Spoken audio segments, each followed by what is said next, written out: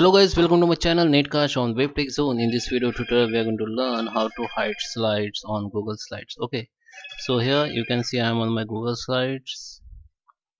I need to refresh it.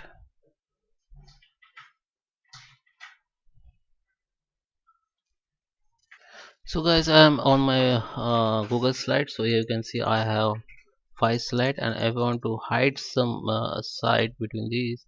So I just select the slide. I need to select the slide and just right click on it, and here you can see this skip slide. Just click on it, and here you can see this icon will become, and this means this slide will be skipped while presentation. Okay, so this slide will be skipped while your presentation. If I click on show slide, then it will be skip and it will be hide.